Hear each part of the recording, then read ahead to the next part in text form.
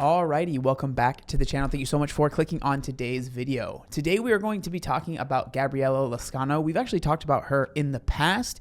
She is someone that the thing that got her to be kind of talked about here on this channel and a lot of other places was that she was formerly very big in the body acceptance, body positivity space, plus size space. And she made a video being very critical of that space when she was kind of talking about not really agreeing with a lot of the things that were going on. And when that happened, a lot of people had quite a bit of things to say, of course, in that space, and a lot of people were very upset with her. And so we went over that video. Now, Gabriela actually reached out to me on Instagram and said that she had done a TED Talk kind of talking about the backlash of that and why she ended up making that video, basically being like, I don't want to be part of the body positivity community if this is what it stands for, type of thing. So I thought it was interesting. So we're going to be going over that TED Talk as well as a couple other things, a couple other articles that she is a part of as well. I'm gonna say something controversial and I don't care. I don't care how trendy or cute or fun it seems to be fat. Don't let that shit fuck with your head. Don't let the idea that, oh, I could catch it no matter how big I am, cause you to forget about your health and to keep gaining weight. I actually feel kind of guilty for being a part of this movement, and I know it's not my fault or my responsibility to keep other people's health, but being a pioneer in this game, like I literally was one of the first influencers to work with Fashion Nova before they even had a plus size line. So when I say I'm a pioneer, I'm a pioneer. I'm one of the main reasons why we have the plus size fashion industry that we have. And you could argue with anybody, that's the truth. And my point is that I see a lot of fat girls who gain a lot of weight from being caught up in this movement and turning around 5, 6, 7 years later talking about, damn, I let my health go to shit. I got this problem now. I'm 400 pounds. I can't do this. I can't do that. Babe, it's not all it's cracked up to be. Being attractive, being able to still wear nice clothes is not the end all be all. You got to really think about your health. Because when you're in your 20s, you think that life is just rainbows and candy. You don't even think about the future. But when you start creeping up in age, babes, it's gonna catch up to you. I don't care what nobody say.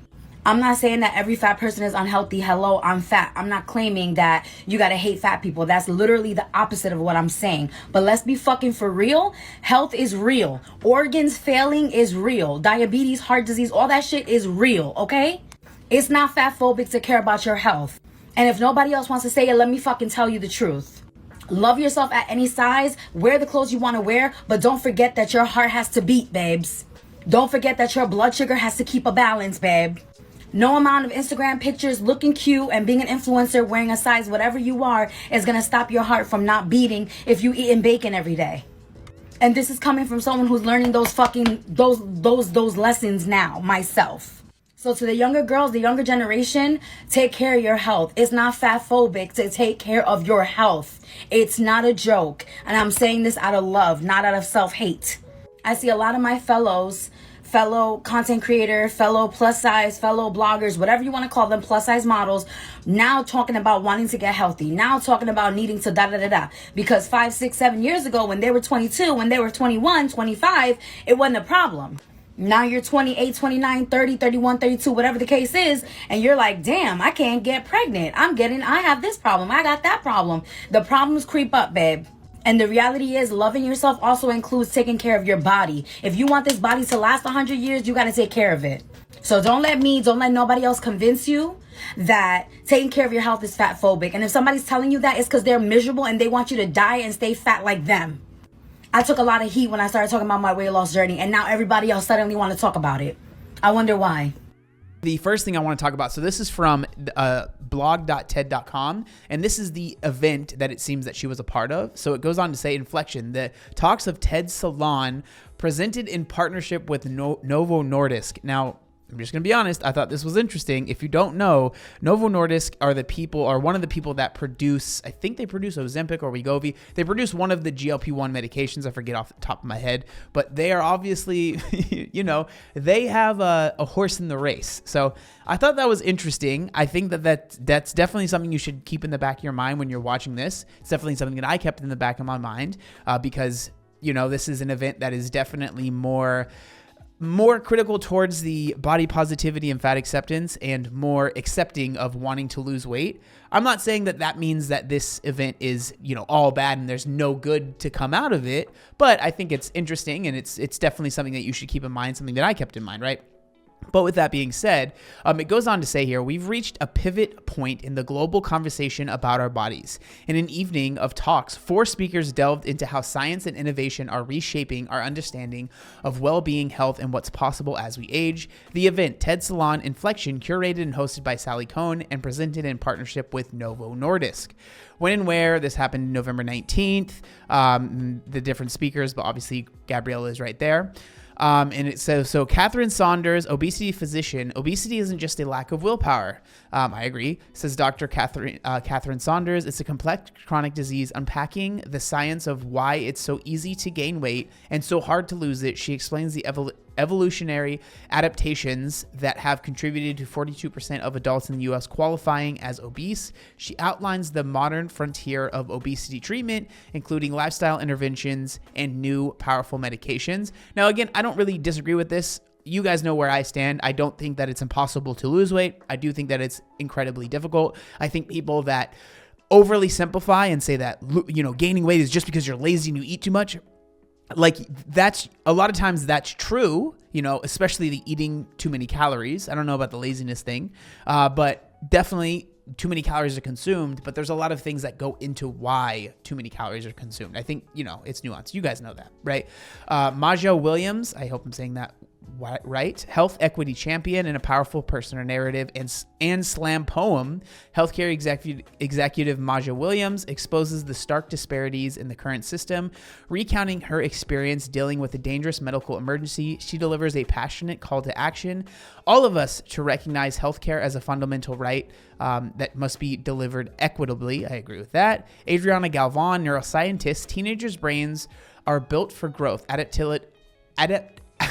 adaptability, and calculated risk-taking, explains psychology professor and neuroscientist Adriana Galvan. Drawing on 25 years of neuroscience research, she shares 3 powerful lessons from brain development during adolescence about embracing uncertainty, challenging the status quo, and thriving on change to help us navigate our lives more boldly. And then Gabriella, body positive pioneer. Gabriella Lascano rose to prominence as a plus size influencer, advocating for respect at any size with her natural blend of confidence and self-love. She shares how the death of a friend inspired a candid reassessment of her own health, sparking a viral conversation about balancing body acceptance and the complexities of weight, obesity, and self-care. So, clearly there was a narrative or something like what they were trying to share is that obesity is a problem. It's not as simple as you're eating too much and, exploring the intricacies of that, which again, I think that's very interesting. And I think there's a lot that can be said there. And so the next thing that I wanted to go over was Gabriella's actual talk. And so this is the 9-minute talk that she had. So let's go ahead and go over this. We were going to go over the TED Talk, but TED Talks are very intense with their copyright claims, so they have claimed that video entirely, so we cannot even really look at the TED Talk. But luckily, Gabriella actually uploaded this video to her TikTok, or she uploaded it to YouTube as well, but she uploaded this the day of the TED Talk, I believe, or before, or something like that. So she's kind of going over the same exact things that she said in that TED Talk. So luckily we have this to kind of go over as well. It's kind of a bummer, but it is what it is. But she reiterates a lot of the points. So let's go ahead and go over this.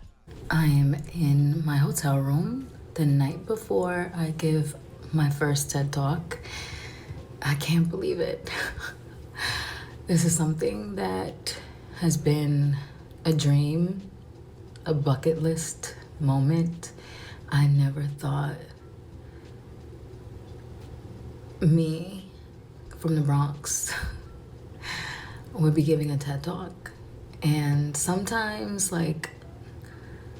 things happen for you out of order and you don't quite understand, and you question God and So I'm sure that she's excited, and I think it's good to be excited about this stuff, but the more I've been doing this for longer, and I know Gabriella has been doing it for a long time too, is with stuff like this, when there's these big opportunities and stuff, maybe it's me being cynical, which it probably is, but usually the way I see it is okay, what is someone trying to get out of this? And I think there clearly was a message that was trying to be portrayed, and there was, with Novo Nordisk being behind it. I think that there was definitely a message that they wanted to portray. And so while I, not to take away from what Gabriella was able to do, that's just something that I think about. Even when I went on Ellen, I was really appreciative of it, but what was in it for them, right? There's always that kind of thought, or like when I went on Dr. Phil or anything, there's always like a reason why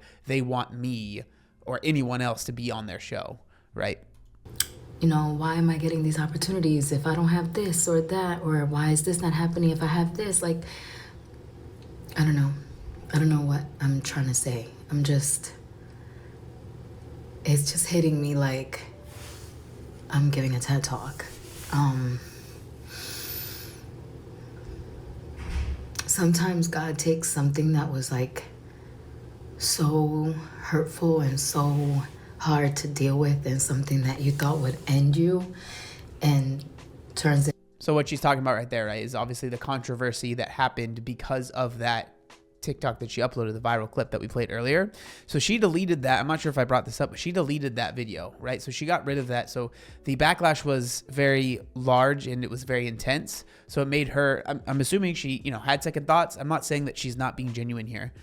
She had second thoughts about it, and so she deleted it, right? Because there was a lot of people that were very upset. And the words that she used and the way that she brought stuff up and the way that she talked about stuff, I can understand. It was pretty abrasive. I think that was kind of the point, right? To be very real and in your face. But, people, a lot of times they don't like that, right? And so I think that's what she's talking about here. It into a blessing and a message and a teachable moment, whether it's for you or for others or both. And I feel like that's what happened here, because, that video that went viral here on TikTok was something that I never in a million years would have thought that would have went down like that. Not because for anything other than like, I never thought that video would get seen that much, and I just didn't realize like what I was saying when I was saying it, because I was just so frazzled and hurt because of my friend's death. And I felt so terrible that people were hurt by what I said. And I know that I was harsh, and like, there were parts that I wouldn't have said. And it's funny because, as unbelievable as it sounds, I posted that video by mistake. So if you have been on TikTok long enough and you use TikTok, you know that sometimes when you're like pressing next to put it into your drafts, sometimes the app freezes and the video just posts on its own. So that's why there was no hashtags, no caption, nothing. And I remember thinking, oh, like, okay, it was a mistake, but fine. Like, maybe it'll get 500 views, 1,000 views, whatever. Like, I really thought that. Like, I really believed that it would only get a couple thousand views, just like a few people. And now, obviously, I can't speak to whether or not that's true or not. I'm going to go with what she says. I'll believe her at her word. And I can understand the thought of like not realizing that maybe it would hit the algorithm the way that it did, especially with TikTok. I mean, it is the strangest platform on the planet. It is very weird. You never know what is going to hit and what's not. You can have a post that has millions of views. Literally the next post you'll get 500 views. So I can understand feeling that way. But at the same time, it's interesting because a lot of what like I'm hearing in this video, and I really wish I could play the TikTok, but I really can't. It will be linked so you guys can check it out. But it's in the TikTok, it's a lot less apologetic and like backtracking almost. I'm not saying she's backtracking, but this feels a lot more like an apology about that video. But it's interesting because in the TED Talk, it's a lot more just being like, I said what I said, and maybe it wasn't the best, but I still believe the things that I said, right? And so it's interesting the difference between the TED Talk, what happened on stage, and then this video, which is filmed alone in your room or in your hotel room. That would be it, just like anything else I've posted, because if you look at my page, I don't get millions of views on my videos. I'm happy when I get 10K on a video, And so for that video to go viral so quickly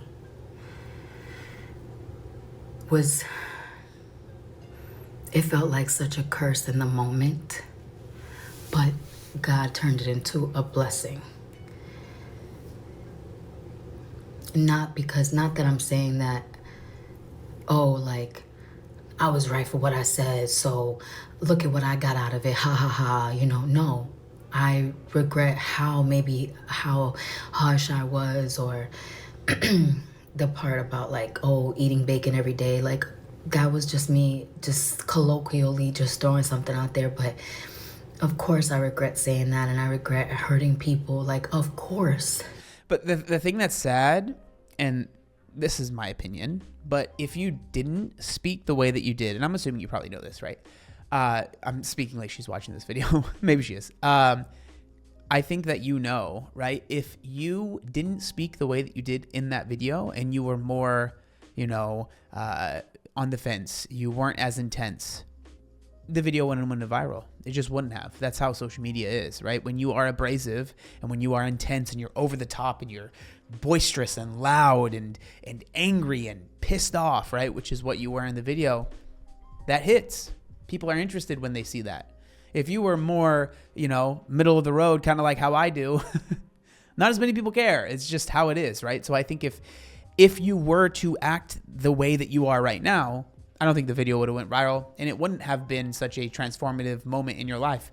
And so it's one of those things where you have to maybe look back and be like, man, maybe I didn't do it the best way, but you also, and I feel like you're kind of doing this, be like, if I didn't do it that way, I wouldn't be where I'm at right now. So you have to take the good with the bad. Like, what kind of person would I be if I didn't? You know what I mean? Like, I tortured myself about that for a long time. It took a year to finally start feeling okay with myself again, because I felt so bad for hurting people. And I felt like people thought that I betrayed them, because they did, right? They felt that betrayed. Yeah, I mean, they did. They felt betrayed. But at the end of the day, right, which is like what you said in the TED Talk and what you say in your original video, that like you can't control how people react to how you feel. And if it's genuinely how you feel and something that is a genuine thought and a feeling that you have, you can't control how people are going to react to that. If you genuinely feel like you need to lose weight because you are scared for your health and you putting it out there hurts others, it is what it is, right? I think that maybe the thing that is bothering her so much is the fact that she said it in a way that was unnecessarily rude or maybe unnecessarily harsh, and that's what she's upset about. But at the end of the day, I think there's a large amount of people that, regardless of how you said what you said, they would have been upset with you. And at the end of the day, you just have to understand that you're not going to be able to please everyone. And I'm saying this to myself as well, because this is something that I struggle with quite a bit. And I don't really share a lot of my feelings. I have always been someone who just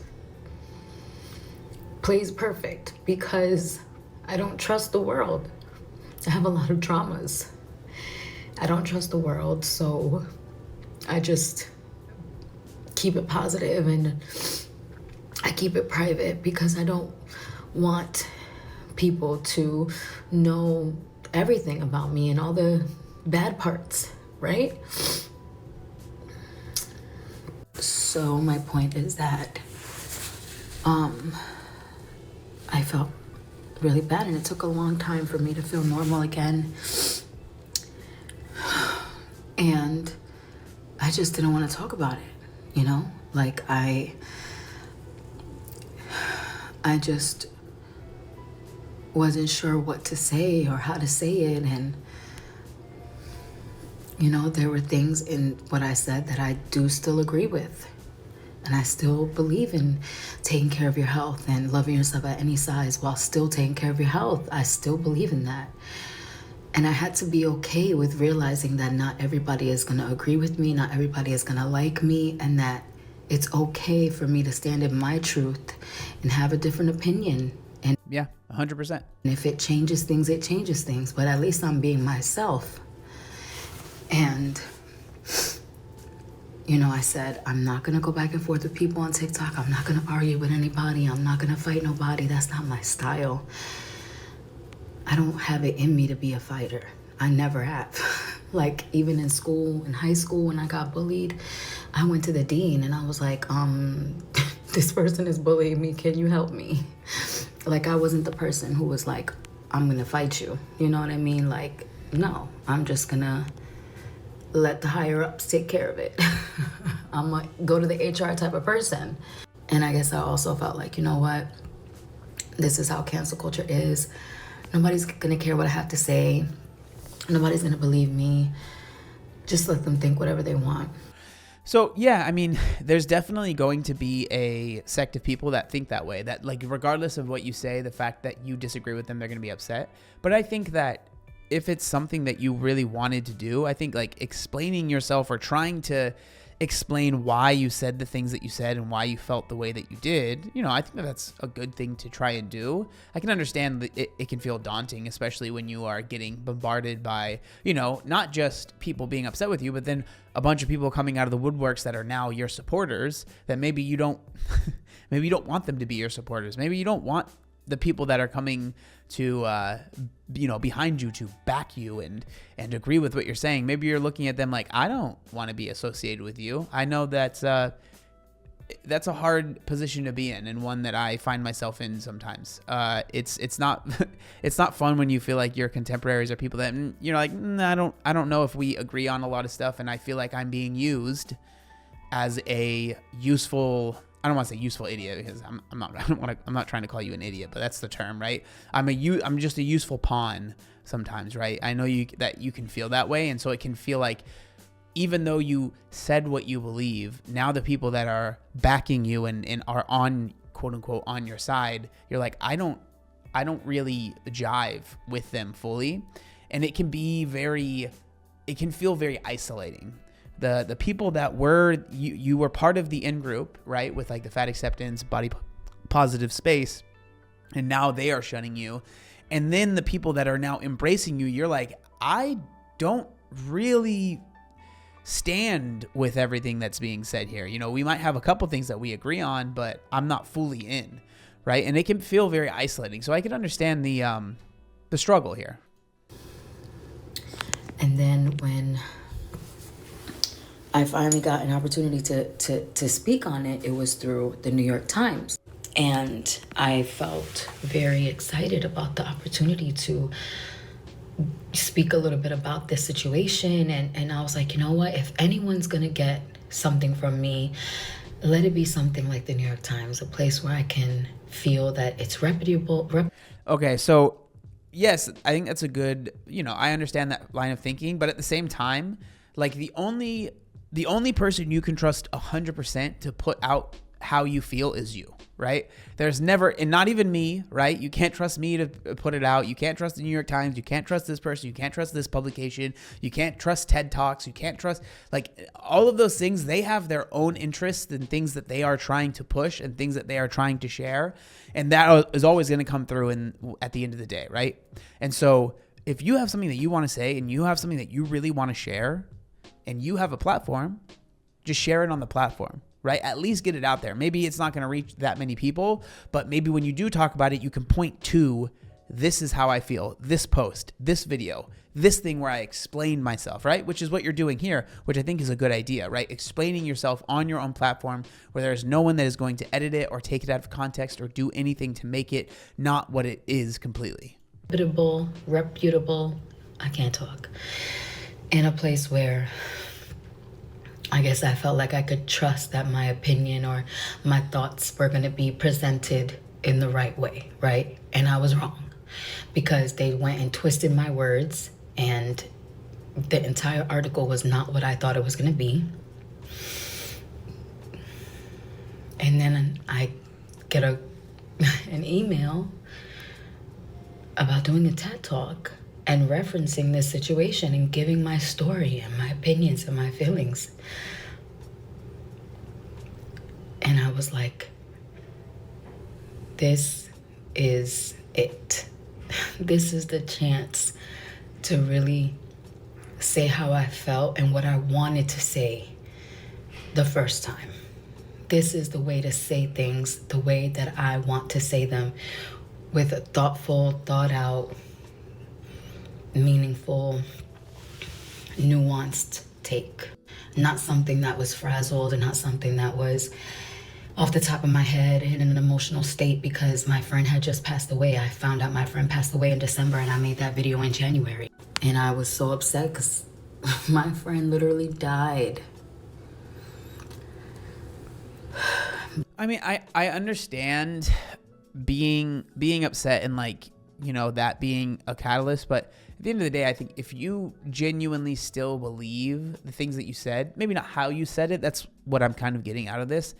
At the end of the day, like, people are going to be upset with how you said something, but if you still really believe what you said and the feelings behind it, I don't think that you should feel so bad about it, right? Like maybe you're a little harsh, abrasive. You definitely were in my opinion, but you know, everyone's different.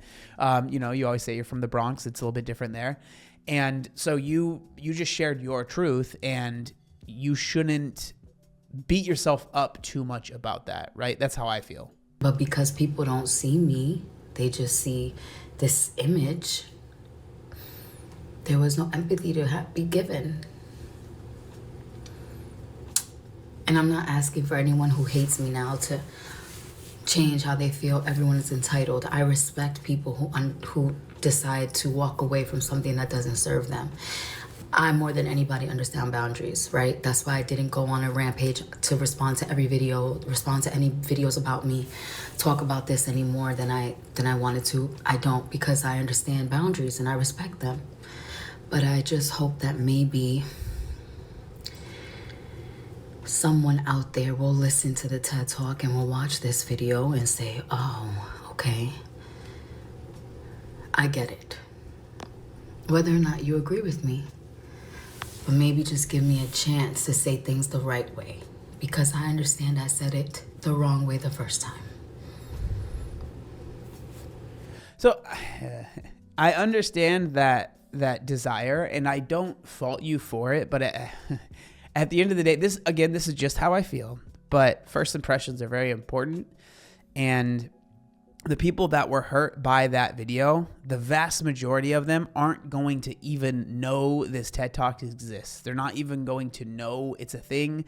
And even if they found out, they're not going to have any interest in watching it. That's just how life is, right? And so I think, like, if you are, you know, if this helps you heal, that's good, right? That's completely valid, and I'm glad that you were able to do that. But I think, you know, hoping that this is going to change the narrative completely, I just think it's one of those things that the things have been said, people have decided how they feel, and that's that. I think, you know, if this is something that helps you close the chapter on that and you're able to hopefully move on from that, that's awesome. But I don't think this is going to fully change anyone's mind. You know, I did watch the TED Talk. I encourage everyone to go watch it. I wish I could show it to you, but I literally can't. But I think that how people feel is how people feel. I could be wrong on that. That's my opinion, right? Because I really love my community.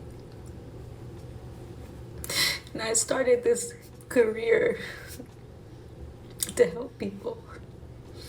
And I love y'all, you know? So that is the TikTok that goes over the TED Talk that we can't look at. So let's get back to the rest of the video. And this article is slightly related, not super related, but Gabriella has a part in this. And so this is an article from the New York Times, and it's titled, "They Promoted Body Positivity, Then They Lost Weight. Do plus-size influencers owe their followers an explanation when their body changes?" And now this is a great article. There's a lot of stuff they go over, but I wanted to read the part that talks about Gabriella. So it goes on to say here, the longtime curve model Gabriella Lascano filmed a TikTok video last year about her decision to lose weight, explaining she felt guilty for being part of the body positive community. She told the Times she hadn't been honest about the trials and tribulations of gaining weight and getting older, which I think that that's something that probably happens a lot because so many people, they go from, oh, I'm bigger and it's fine, there's no problems and everything's good, to then if something happens, and I've said this before, they don't want to share that. They are genuinely afraid of sharing that because of how people are going to react to it, right? And so then they don't share that. And I do think that that's genuinely a problem, because there are so many people that are looking at these people and they're like, well, this person's doing fine and they're not having any issues, and why am I having so many issues? And I'm 80 pounds less than them, right? I don't get it. A lot of times it's because it's not freaking true. It's not true. They're not sharing what is actually happening, right? It's very, very frustrating, but whatever. And people accuse her of equating thinness with health and of producing content that could be used to justify fat phobia. The outrage was so intense that she removed the video.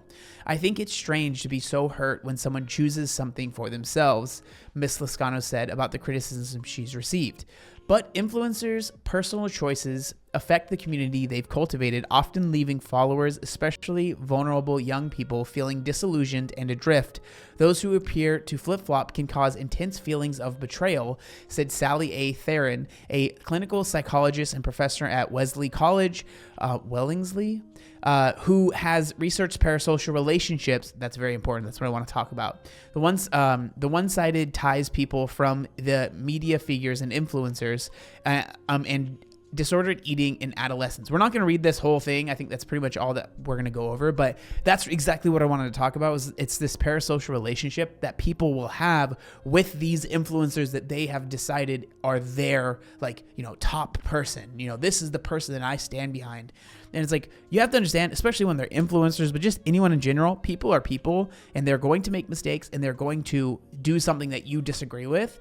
And when you have that parasocial relationship where you think everything they do is great, and they do something that you don't stand for, and it really, really affects you, it can be really dangerous. That's why I always say, like, if you watch a video of someone, or you like content of someone that you really enjoy, it's fine to really enjoy their content, but don't put all of these, like, they must be the best person in the world and they do everything right and they don't have anything wrong with them, because that's just not true. People are people, and they're always going to let you down if you hide them, if you hold them to that insanely high standard. But that is pretty much everything that I wanted to go over. I thought it was a very interesting video, as well as just all the things that are kind of attached to it.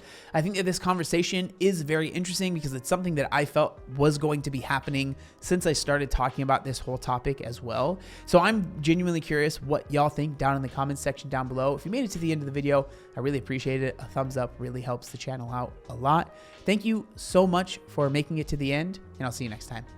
Peace.